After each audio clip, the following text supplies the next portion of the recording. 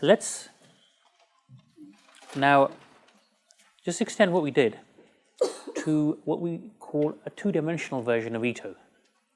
In other words, we now go back and write down a two-dimensional Taylor series expansion. So 2D Ito, f now is a function of t and x, where x is our Brownian motion. This means that both t changes by a small amount and x changes by a small amount also, like this.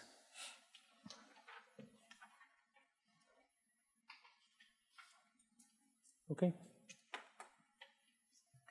Therefore, 2D Taylor series expansion, f as a function of t plus dt, x plus dx, is equal to f as a function of t and x plus, now we've got partial derivative terms here, df by dt, dt plus df by dx, partial dx plus a half d squared f by dx squared times dx squared, and so on. But we stop at that point because anything smaller than dt is negligible. Let's change this. I'm going to write that as dt. Let's take this to the other side, and then that gives us a df. Agreed? So therefore, df becomes df by dt. So let's group all the coefficients of dt together. So we've also got plus this term here inside the bracket. So plus a half d squared f dx squared dt plus, then we've got the df dx times dx. That now we'll call Ito 2, Ito version 2. In other words, if you've got a function which is a function of t and x, then this is the version you'd use. Now notice, if you started off with this and you use this for the one-dimensional case, well, that would be 0 anyway, so this collapses back down to what we had before. Right? And the partial derivatives become ordinary derivatives.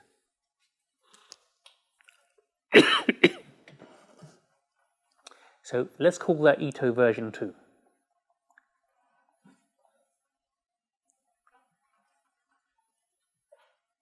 So if I just, underneath this, I write down the original version. df is df by dx, ordinary differentiation, dx plus a half d squared f dx squared dt. So this is version 1, that's version 2.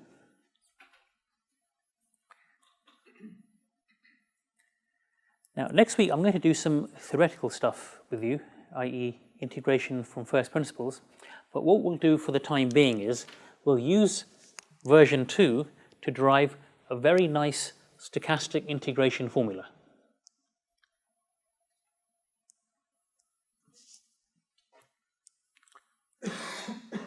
Right, so Michael is saying, can you make the partial derivatives more clear, please? Everything on this page has partial derivatives. All of that, those are partial derivatives. Right, so that's a partial derivative. Right. Obviously, version 1 doesn't have partial derivatives. Those are ordinary derivatives. Now, what I'm going to do is I'm going to derive a very nice, simple to use stochastic integration formula.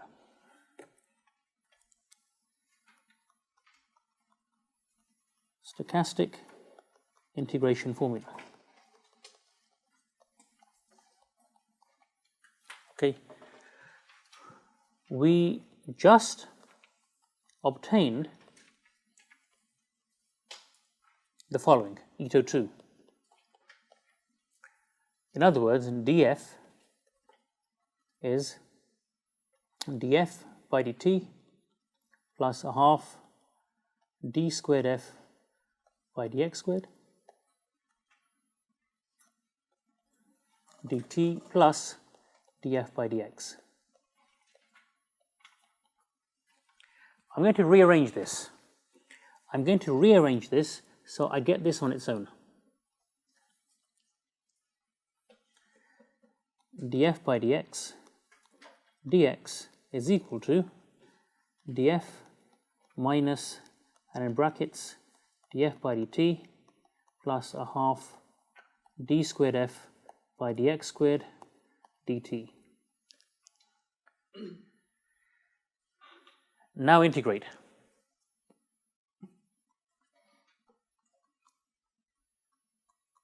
Both sides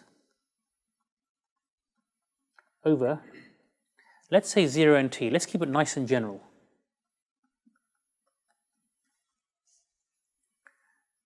So if I integrate the left-hand side between 0 and t is equal to, well, this df between 0 and t minus, well, obviously this isn't going to change, this side. So df by ds, and I'm using a little s here because that's a dummy variable. If you think back to integration, you can't have a variable of integration being the same as one of the limits. Plus a half, so s replaces t.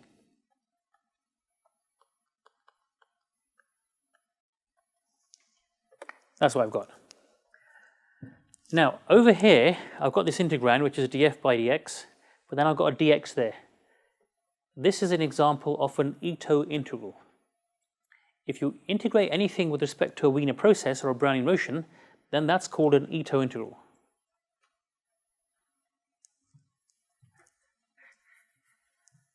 So this is equal to, now, the very first term on the left-hand side, remember that integral and that d, the d and the antiderivative, they cancel each other out. So this becomes f as a function of t and x minus f as a function of 0 and x 0. So can I put down a little subscript t there and a 0 down there? Well, we know that x naught is 0 anyway, but we should put that in anyway. Minus, so should we do the same here? Should I put a little x time there and a time there, and then minus integral between 0 and t df by ds plus a half d squared f dx squared s ds. So there we get a nice stochastic integration formula from Ito's lemma. So this is simply saying that if we've got an integral like this, then this integrand there is df by dx. From that we can get f. We substitute, and then we differentiate it for the second time, and also with respect to t, substitute it in there, and we've got a nice formula that we can use, where we simply substitute all the right bits into the right places.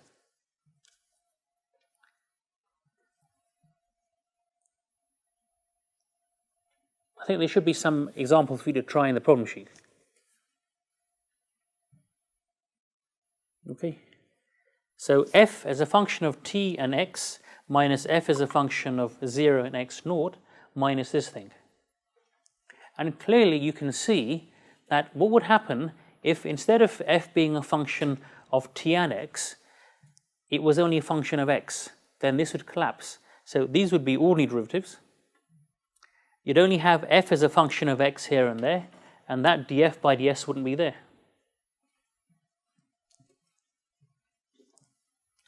But I'll write that down on the next slide. So this is the full version. I thought I'd start off with the hard version because this is the full one. And from that we can write down the simpler version. If f is equal to f of x instead, then the integration formula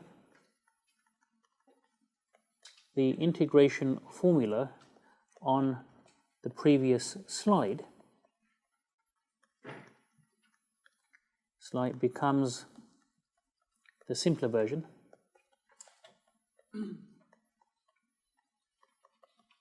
Given by this.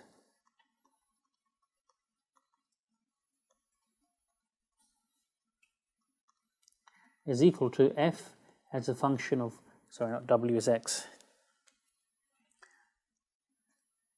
X minus f of x naught minus a half times the integral from 0 to t of d squared f by dx squared. ds. So if you compare that to the one on the previous page, you can see that that's just a nice subset of the is a smaller version, and now we have ordinary derivatives also instead of partial derivatives.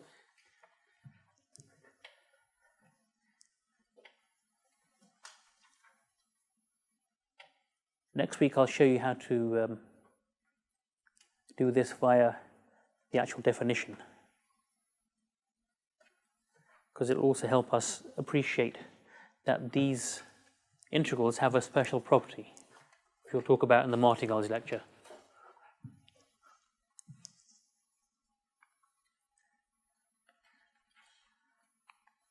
Now what we can do is have a look at some nice stuff for a little while. Stochastic differential equations. We all know what they look like. This is what you saw last week. During the break, somebody asked me to give an example of a drift in a diffusion. Well, in the very first session you had with Paul, you saw an example. You saw that this was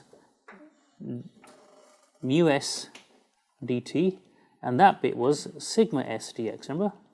It's quite clear to see, when you took the s on the other side, what you ended up with was ds over s is mu dt plus sigma dx. And you know that the mu represented the mean of the returns, and the sigma represented the standard deviation of the returns. But this is one of the most commonly used stochastic differential equations, geometric Brownian motion. So let's have a look at a few examples. I think that's what Paul's got. If you go, there we go. So more precisely, ds is something times dt plus something times dx. The randomness is captured by the dx term, because this we can write down as phi times the square root of dt. But what are these somethings? Obviously, different somethings will give us different models. In the standard models, they would be functions of s and t, right? So that's the most general way you can write down a stochastic differential equation. Also, if you can write down the change in a stochastic process like this, we would then say that S is a diffusion. So if you can write down the evolution of anything in time, a stochastic process in that form, something times dt plus something times dx, then S is given that special name. It's called a diffusion.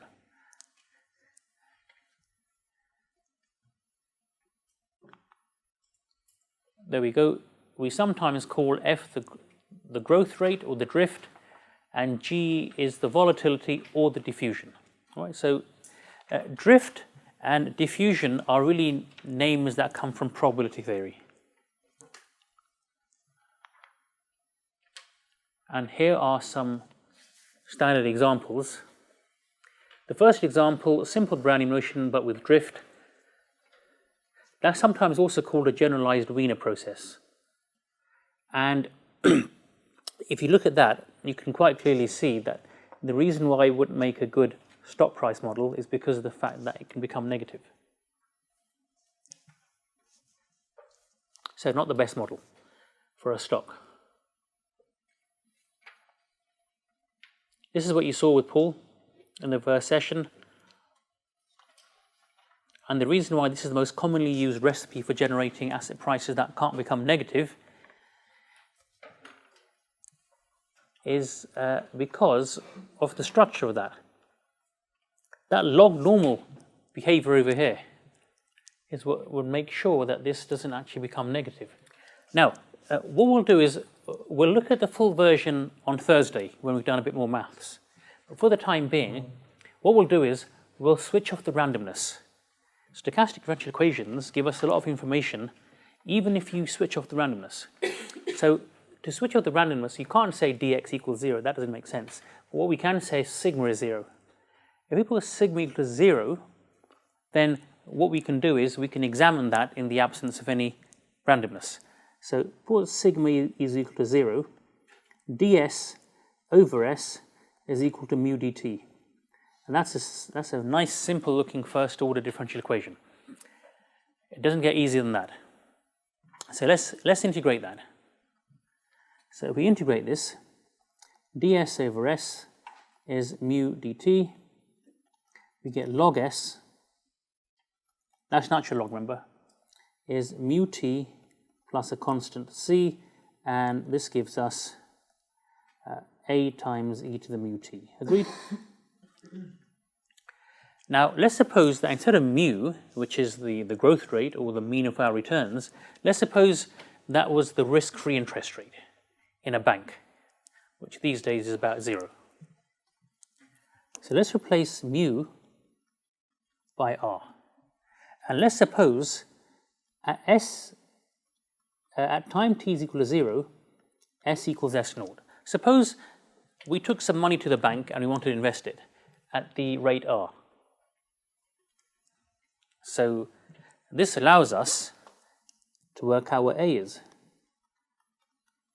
If you put t is equal to 0 in the left-hand side of that expression at the bottom, you get a is equal to s naught. Agreed? Therefore,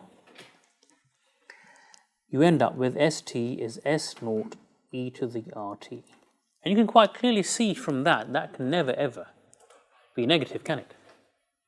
As long as s naught isn't 0 or negative, and for s naught to be negative wouldn't make sense anyway, this will always remain positive. So this is essentially telling us how money in the bank grows. So if at time t is equal to 0, we had money over here, let's suppose that was s naught. This is telling us that that's how money at the risk-free rate grows. You may argue, hang on a second, we've switched the randomness off. It doesn't matter. When I put the randomness back in on Thursday, you'll still get something that will never be negative. And that's the reason why this is used for modeling the prices of stocks and commodities and indices. Right? It's geometric Brownian motion, which you've already seen.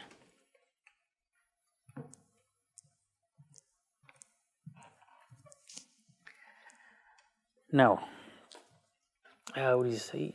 Next one. The third example is this. Is the name given here?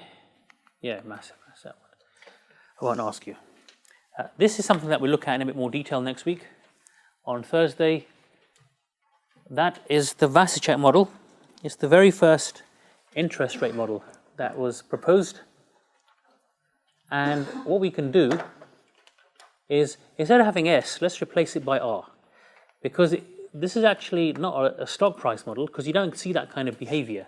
You don't see the mean reversion in the stocks. You may argue that you saw that in a graph somewhere, but only over short time scales, not over a long time period. So let's rewrite this as follows. So dr is equal to eta, well, let's actually use standard letters here. Shall we say, what do I normally use?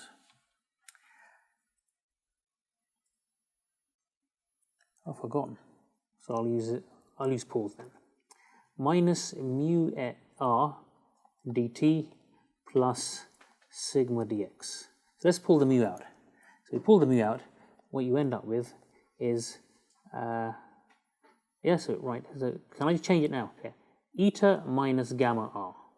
That's what we normally use.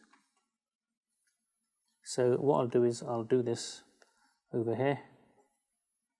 So dr is eta minus gamma r dt plus sigma dx. Here, eta, gamma, and sigma are all constants. Let's rewrite this in the following form.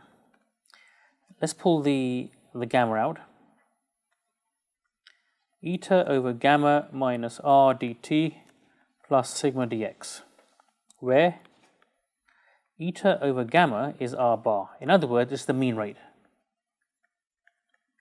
So what we end up with is this kind of stochastic differential equation. We'll also pull the minus out. Minus r bar dt plus sigma dx. And there's a gamma outside. So there's a stochastic differential equation for an interest rate.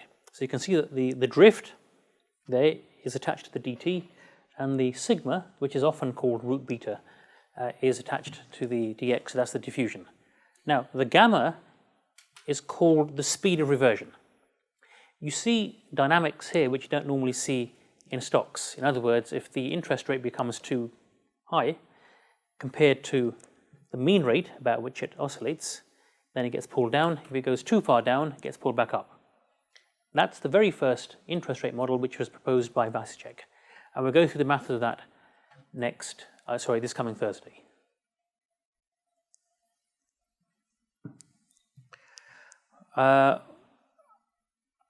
Right, Michael is saying, what about interest rates or even futures spread in backwardation? Not for lecture 1.4. Interest rates certainly, but we need to keep things in context in relation to where we are in the CQF.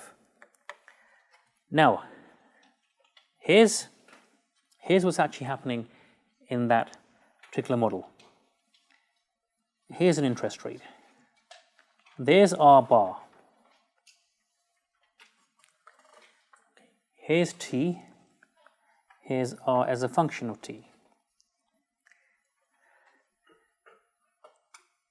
Now, so this is what's happening. It does this, which is what you don't see normally in interest rates, that mean reversion thing. If it goes too far up, it gets pulled down. If it goes too far down, it gets pulled up. Gamma controls the speed at which it gets pulled down and pulled back up again. And let's see what happens depending what gamma is. So let's do gamma high, and over here we'll do gamma low. And here's our bar. When gamma is high, it gets pulled up and down very rapidly. So it goes down like this. It goes up like that.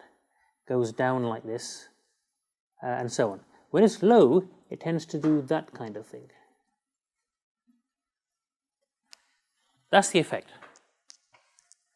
So high gamma and low gamma. Not to be confused with the volatility. The volatility is a separate quantity. This is telling us over what kind of time period. So if gamma is, say, 52, then it takes 1 over 52 years for it to mean revert. So 1 over 52 is about a week, right? So gamma has the dimensions of 1 over time. Therefore, 1 over gamma has the dimensions of time. So the higher gamma is, the quicker it's going to mean revert to the mean. Obviously, these values have to be calculated from somewhere. And as you progress on the CQF, you'll learn precisely how gamma and R bar are calculated. Now, R bar here is a constant. And the reason why it's a constant is because this was the very first model that came out. Obviously, nowadays, you have a lot more sophisticated models where the R bar not only varies, but it is a stochastic variable. So it has its own stochastic differential equation. So a lot more complicated than back in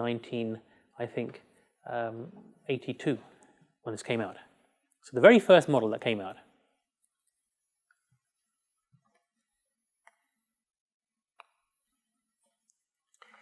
What does he say? Yeah, so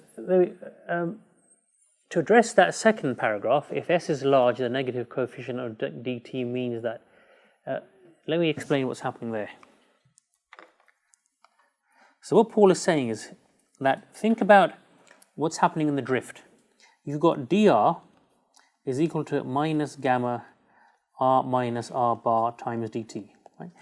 The mean reversion comes in via the drift, not the diffusion. Now have a look at this. When r is much, much larger than r bar, you can see that there's a negative outside. Agreed? So overall, you'll have a negative trend. So it will start getting pulled down. When r goes too far down, it becomes much, much smaller than r bar. You've got a negative and a negative, which so that you get an overall positive trend. So it starts getting pulled back up. That's what Paul's saying in that particular paragraph. Right? So that's the reason I took the minus out, because it makes a lot more sense. And it's easy to see down here what's happening. The maths of this will follow. At the moment, all we're really doing is giving you a few examples of what some of the stochastic differential equations look like, because we spent a fair amount of time going through dx and where that comes from.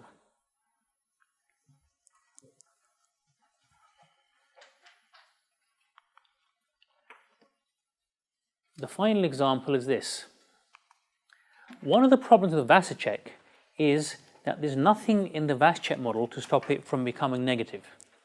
Now, who here has an economics degree? Just one person. Right.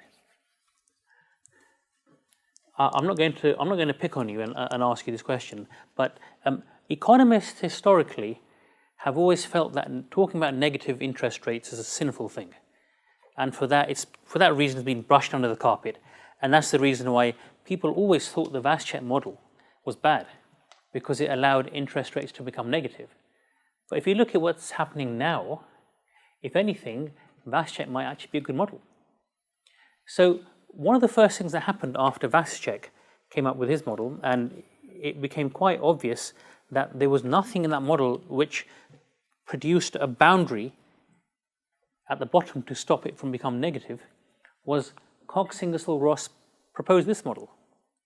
And instead of having a constant diffusion, like here, they proposed a square root process. In other words, this. The reason being that if we write down Cox-Ingersoll-Ross in the same kind of notation that we did earlier on, this is what we had. R dr is equal to minus gamma r minus r bar dt. I'm being asked, what about the speed of reversion? Is it assumed to be constant? Yes, I wrote earlier on that all three of those, gamma, r bar, and sigma, were constant. Dt plus sigma r to the half dx. And the reason why they proposed this was because that r looks like the sigma, doesn't it? It's not very clear. This is an r. So what they did was they took the original drift and then they changed the diffusion with the following intention. When r becomes very, very small, the randomness effectively switches off. That's gone. Now, what's happening here? R is very small compared to R bar, right? Negative times a negative. So the idea was that somewhere near the x-axis, there was a line that this couldn't cross. It's almost like an asymptote, behaving like that. So that's the reason why they came up with that. The reason being that it was a case of anything but a negative interest rate, probably because economists couldn't handle an economy with interest rates that are becoming negative. I'm not an economist, but did you study negative interest rates as part of your, or were you allowed to talk about them? Yeah, so you fall into a situation where you can't get out of essentially a recession. Out of recession, yes. Also, you're effectively paying the bank to hold your money. Okay? So, a couple of very important stochastic differential equations. A generalized Wiener process, geometric Brownian motion, Vasicek, and Cox-Ingersoll-Ross.